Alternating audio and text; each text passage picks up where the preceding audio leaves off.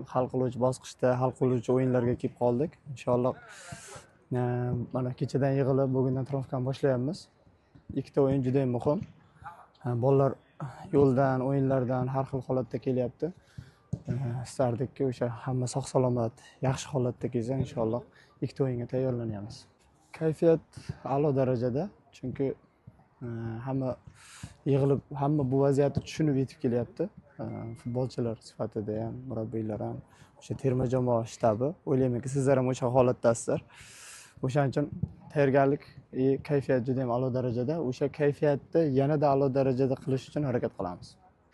Bu gal ham oson kechmaydi, chunki hal qiluvchi bosqich, hamma ochko olishga harakat qilyapti. Hamma o'sha bundan keyin ham yana imkoniyatlar bor-ku. Ko'p davlat ishtirok etishi uchun jahon chempionatida o'sha hamma davlatda imkoniyat bor. Undan tashqari ham har bir davlat o'zining muxlislari uchun, o'zining davlati uchun o'ynaydi. O'shaning uchun oson o'yin bo'ladi deb o'ylamayman.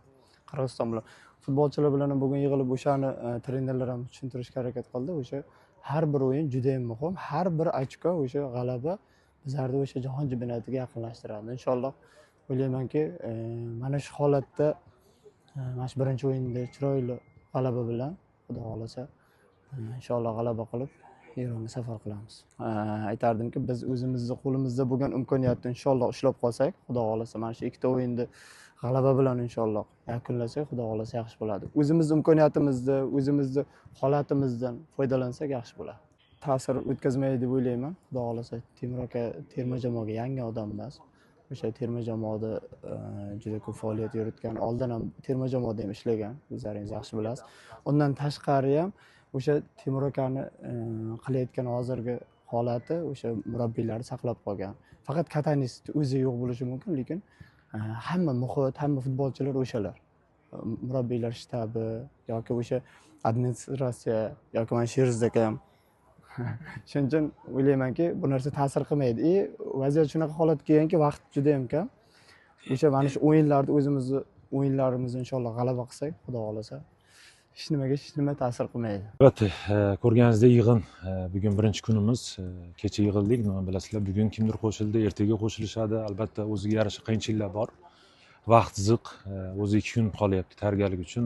Ko'rganingizdek, hali yigitlar hammasi kelmagan. Ertaga uchib keladi ko'pi deganda 5-6 kishi ertaga. Kimdir kechasi keladi, kimdir ertalabga yaqin keladi. Inshaalloh ertaga o'zi kechga o'zi polni sostavda trening qilamiz. Tayyorgarlikni ko'ramiz. Albatta hamma har xil sostoyaniyada, kimdir kecha o'ynagan, kimdir 2 kun oldin o'ynagan. Bu narsa ham bor. Eng asosiy albatta hamma sog' salomat. Albatta Husniddin Domasi Aliqulovni albatta bu ham katta yo'qotish deb bilaman. Futbol shunaqa narsaki, hamma narsaga tayyor turishimiz kerak. Har bir futbolchi tayyor turish kerak. O'ylaymanki, yaxshi tayyorgarlik ko'rib, o'yinga yaxshi tayyorgarlik ko'ramiz. Deyarli Eronni menimcha biz jamoa yaxshi taniydi. O'rganib chiqamiz, vaqtimiz ham bo'ladi. O'zimizning ham ikkita o'yinimiz bor. O'shaning uchun kerakli ma'lumotni to'playmiz. Albatta oson bo'lmaydi. Bu siklda hech bitta o'yin oson o'tmadi. Qirg'iziston albatta qo'shnimiz va xohlaymizmi yo'qmi, motivatsiya tarafdan har tarafdan tayyorgarlik ko'radi. U o'zlarining vazifasini bajaradi. Biz o'ylaymanki, biz ham o'zimizning vazifamiz bor, maqsadimiz bor. Yaxshi tayyorgarlik ko'rib, kim bo'lishi qat'iy nazar Qirg'iziston bo'ladi boshqa jamoa, uyda o'ynaymiz. Menimcha chiqib maksimal harakat qilishimiz kerak.